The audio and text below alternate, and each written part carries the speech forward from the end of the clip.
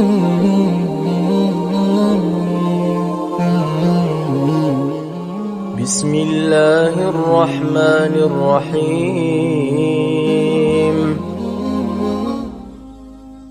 Bagaimana cara mandi junub yang baik Pak Ustadz? Mudah-mudahan ini anak SMP. Saya khawatirnya yang nanya ini anak udah 3. Yang pertama, semua basah. Asal semua sudah basah, sah. Yang mana duluan basah Pak Ustadz? Terserah. Kalau kebetulan di sungai, salto. Atau di kolam renang. Nawaitu rafal hadasil akbari an jamil badani. Aku niat menghilangkan najis besar, hadas besar dari badanku. Lillahi ta'ala. Sah. Kalau cerita rukunnya saja, yang penting semua basah. Tapi kalau mau cerita sunah-sunahnya, ikut sunat-sunatnya, pertama kali basuh tangan.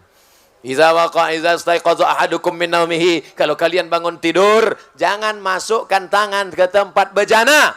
Bangun tidur malam, dimasukkan tangan ke bak, ke ember, tak boleh. Kenapa tak boleh? Li'annahu la yadri aina batat yaduhu. Karena kau tak tahu tanganmu tadi malam nginap di hotel mana. Cuci dulu tangan di luar bak, habis itu baru kau masukkan air, cuci tangan, maaf cakap cuci basuh kemaluan, setelah itu baru berwudu, macam wudu solat. Basuh kumur-kumur hidung, istinsyak, masuk muka, tangan sampai siku, rambut, ke telinga, kaki. Habis itu baru basahi sikit-sikit. Basahi kaki sebelah kanan, sampai ke mata kaki, sampai ke betis, sampai ke lutut, sampai ke pinggang, sampai ke perut, sampai basah. Sunnah ini apa manfaatnya? Coba baca tulisan. Stroke di kamar mandi. Kenapa orang stroke di kamar mandi? Karena air dingin langsung siram ke kepala. Ketika kulit kepala terasa dingin, darah dari jantung langsung menyembur ingin memanaskan otak kepala. Tapi karena paralonnya tersumbat, maka macet. Coba putar keran, buka keran besar-besar, tapi kemudian pipanya disumbat. Apa yang terjadi? Bam! Pecah pembuluh darah. Macam paham aja Ustadz nih. Kalau tak percaya sama saya tanya dokter. Betul kan Pak Dokter? Oleh sebab itu maka dipanaskan badan dengan cara sejukkan, dingin, sampai akhirnya kepala basah semua. Itu kalau mau mengikut sunnah-sunnah Nabi Muhammad sallallahu alaihi wasallam. Assalamualaikum Pak Ustadz. Waalaikumsalam warahmatullahi wabarakatuh. Apa pendapat Ustadz Somad terhadap vaksin MR yang sudah dilaksanakan di Kepri khususnya, namun belum memiliki sertifikat halal? Sampai hari ini, Majelis Ulama Indonesia belum mengeluarkan label halal terhadap vaksin itu. Ini vaksinnya. Vaksin ini belum ada label halalnya. Saya sudah telepon langsung ke MUI Pusat. Waktu saya diminta sosialisasi di Dinas Kesehatan. Saya diminta Dinas Kesehatan sosialisasi vaksin bayi dengan vaksin cacar, campak, rubella dengan vaksin berangkat haji. Lalu saya takut salah, saya telepon pusat. Ada tak label halal? Belum ada halal dari pusat. Lalu kenapa masyarakat boleh memakainya? Yang ada fatwa darurat. Kalau darurat pilih 2. Mati atau makan babi? Pilih mana? Mati atau makan babi? Nah, banyak yang mau makan babi kan? Tak boleh kita pilih mati. Masuk ke hutan. Sampai di hutan pilihannya cuma 2. Mati atau makan babi. Tiba-tiba kawan, kau pilih mana? Aku mati aja lah. Tak boleh. Ambil babi, colek-colek pakai kecap.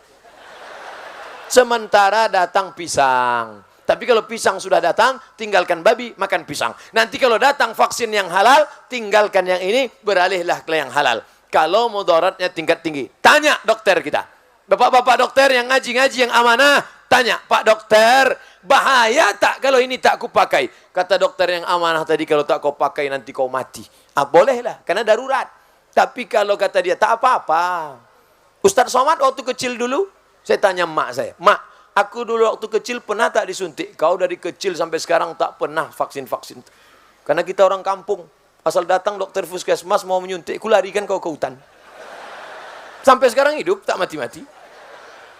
Oleh sebab itu maka, coba tanya dokter yang amanah, apakah kata dia bahaya atau tidak? Kalau kata dia, tak ada tuh Pak, tak bahaya, usah suntik.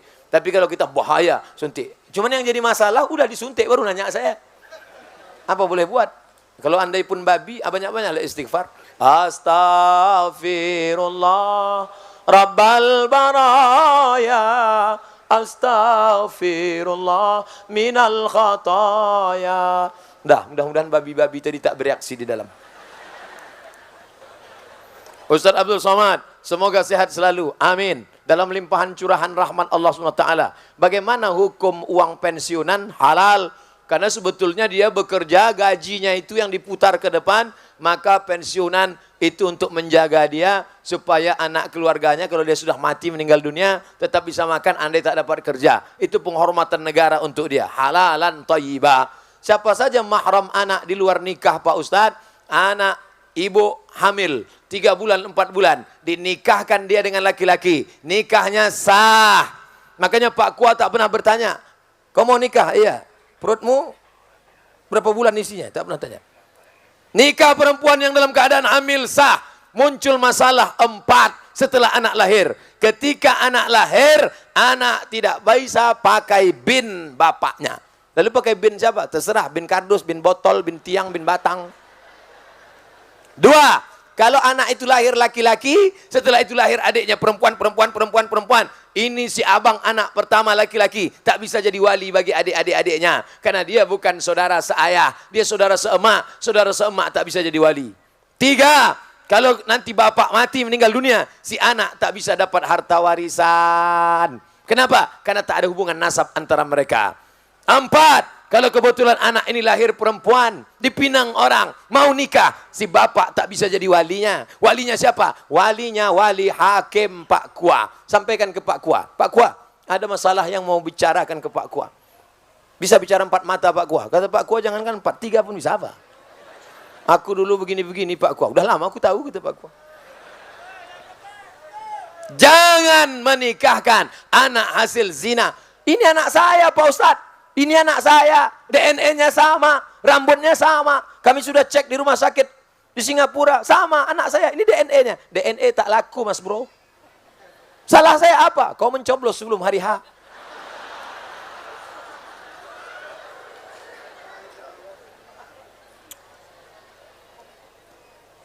Apakah anak yang dilahirkan di luar nikah dengan ayahnya atau adik laki-lakinya termasuk mahram? Anak luar nikah, laki-laki. Lalu kemudian dengan adik-adiknya itu, saudara seibu tetap mahram. Maka dia mahram dengan saudara-saudaranya karena dia dianggap saudara seibu. Dengan ayahnya itu bukan ayah kandungnya. Lalu apa? Tapi dia tetap tidak boleh karena sudah menikah dengan ibunya. Dianggap semacam ayah tirinya. Dia tak ada hubungan nasab. Tapi karena menikah dengan emaknya, maka dia punya hubungan disebabkan oleh pernikahan. Bukan oleh hubungan darah. Beberapa tahun yang lalu, dari Kementerian Agama telah melakukan penetapan ulang arah kiblat di seluruh Indonesia, termasuk di Tanjung Pinang. Sebagian masjid telah merubah arah kiblatnya sesuai rekomendasi dari Kemenak. Panjang betul ceritanya. Tapi ada sebagian masjid tetap bertahan dengan arah kiblat yang lama. Alasannya Kemenak menggunakan alat buatan orang kafir. Ada lagi yang beralasan kalau arah kiblatnya tidak pas betul, tidak menjadi masalah. Yang penting hatinya mengarah ke kiblat. Oh kalau gitu membelakangi kiblat aja. Mana kiblat? Belakang. Kau kenal nggak ada urusan? Hati. Yang penting kan hatinya. Sama macam orang-orang yang bilang, kau kenapa tak berjilbab? Yang penting hatinya berjilbab. Nanti datang orang gila tak bercelana. Kau kenapa telanjang? Yang penting hatinya pakai baju. Otak. Ini pakai otak apa otak-otak? Tidak boleh ikut itu. Karena alatnya orang kafir. Mikrofon ini siapa yang buat nih? Mikrofon yang buat orang kafir.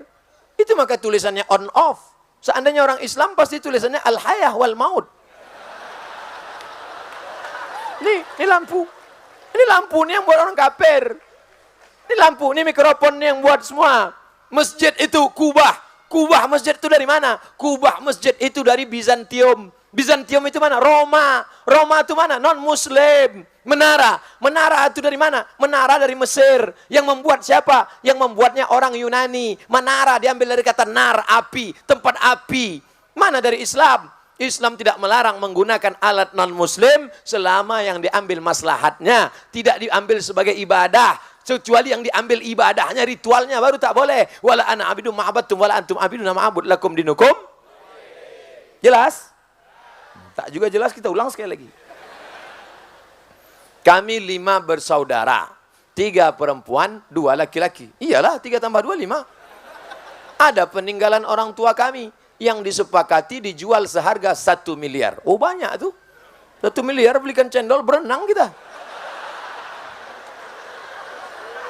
Belum terjual sampai sekarang. Enak tadi ceritanya di awal. Ujung-ujung tak sedap. Salah seorang ingin menjual hak warisnya kepada yang lain. Pertanyaannya, bolehkah menjual hak waris tersebut? Boleh.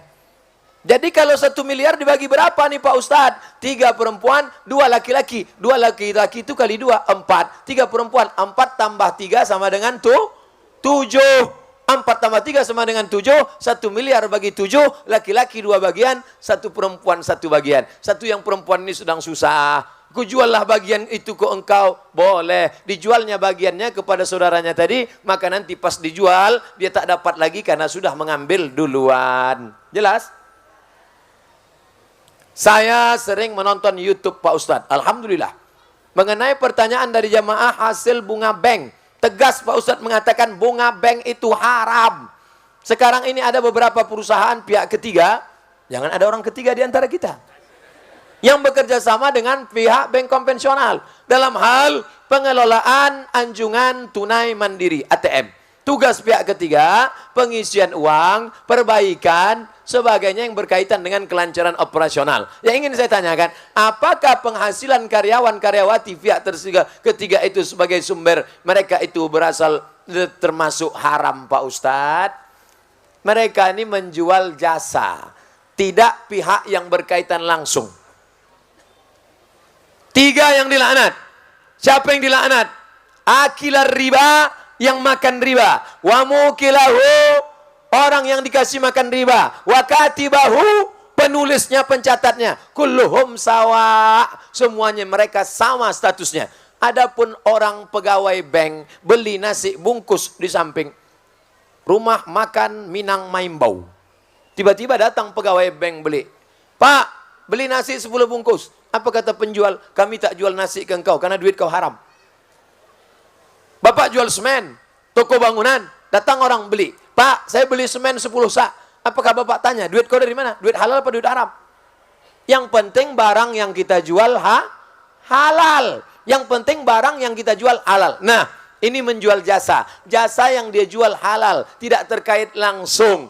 Adapun kalau dia langsung baru menjadi haram. Penulisnya, saksinya, orang yang diberi, orang yang memberi, orang yang meminjam, menerima pinjaman langsung. Adapun yang tak langsung, yang terkait dengan operasional, yang terkait dengan tak langsung, maka tidak disebut dengan memakan riba. Bapak Ibu yang dimuliakan Allah Subhanahu wa taala, mudah-mudahan takbir akbar kita malam ini berubah menjadi amal. Tak ada gunanya pengajian ramai. Nanti kalau ditanya orang, bagaimana pengajian malam tadi? Ramai. Apa buktinya ramai? Sampah berserak-serak besok pagi. Semua sampah masukkan ke kantong. Yang membawa botol, bawa balik, letakkan di tempat sampah. Saya sendiri saya bawa. Nih, tak boleh sebar, saya bawa. Tak boleh berserak-serak. Karena Islam mengajarkan at-tahuru satrul iman. Kesucian, kebersihan sebagian daripada iman. Orang yang mengatakan Islam kotor, Islam jorok, gara-gara melihat lapangan. Tengok tuh, gara-gara Ustaz Somad datang, berserak sampah. Maka bersih, koran-koran, kotoran, sampah, bawa semua balik. Dan yang paling penting adalah berubah kajian malam ini menjadi amal soleh. Mudah-mudahan mengalihkan tabungan ke Bank Riau Kepri Syariah, mengalihkan ke bisnis Islami, beramal karena Allah. Yang selama ini memikirkan mati. Kata dia harta tak dibawa mati, mobil bisa dibawa mati. Kau wakafkan untuk mobil ambulan. Duit bisa dibawa mati, sekolahkan anak yatim. Alhamdulillah Ustaz Somad. Sebelumnya jamaah ini pelit, tapi setelah ikut pengajian Ustaz Somad, sedekahnya meningkat. Dulu sebelum pengajian 2000, setelah ikut pengajian 2500. Ala hazihin niyah wa kulli niyatin salihah, untuk niat yang baik-baik. Al-Fatihah. A'udzubillahi minasyaitonir rajim. Bismillahirrahmanirrahim. Alhamdulillahi Rabbil Alamin. Ar-Rahmanir-Rahim. Maliki yaumiddin. Iyyaka na'budu wa iyyaka nasta'in. Ihdinas siratal mustaqim. Siratal ladzina an'amta 'alaihim ghairil maghdubi 'alaihim waladdallin. Amin. Allahumma anzilir rahmata was salamata wal barakata ala hadhil jamaah. Turunkanlah keselamatan, kerahmatan, keberkahan kepada seluruh jamaah yang hadir malam ini ya Allah. La tada'lana zamban illa ghafarta. Semua yang pulang dari majelis ini bersih dari dosa-dosanya ya Allah. Wala dainan illa qadaita. Hutang piutangnya tolong melunasi supaya tidak terjebak dalam riba ya Allah. Wala maridan illa syafaita. Saudara kami, sahabat kami, orang tua kami yang kau uji dengan penyakit, angkat penyakitnya, sehatkan ya Allah. Wala mayyitan illa rahimta. Yang meninggal dunia, curahkan rahmat, ampunan dan kasih sayangmu pada mereka ya Allah. Wala raghiban illa anjabta. Yang ingin punya anak, berikan anak yang saleh dan salihah. Min huffazil Quran, menjadi anak-anak penghafal Al-Quran. Wala raghiban wala aziban illa zawajta. Yang lajang, yang gadis ingin menikah, temukan dengan jodoh yang soleh dan solihah. Mudahkan urusan pernikahan mereka ya Allah. Allahumma aslih syababal muslimin. Anak-anak muda kaum muslimin, jaga mereka dari zina ya Allah. Jaga mereka dari perbuatan keji dan mungkar ya Allah. Allahumma dafa'anal ghala wal waba wal fahsya wal riba wal zina wal munkar. Selamatkan Kepulauan Riau, selamatkan negeri-negeri kaum muslimin dari malapetaka, bencana, riba, zina, narkoba, perbuatan keji dan mungkar. Rabbana ighfir lana dzunubana, ampunkan dosa kami, wali walidaina, kedua orang tua kami, wali masyaikhina, guru-guru kami, wali aimmatina, pemimpin-pemimpin kami yang saleh, wali man hadarana, semua yang hadir di majelis ini ya Allah. Rabbana atina fid dunya hasanah wa fil akhirati hasanah wa qina adzaban nar. Wa sallallahu ala sayyidina wa maulana Muhammad wa ala alihi wa sahbihi wasallam. Walhamdulillahi rabbil alamin. Taqabbalallahu minkum minna wa minkum taqabbal ya karim. Terima kasih segala perhatian. Mohon maaf segala kekhilafan. Wassalamualaikum warahmatullahi wabarakatuh.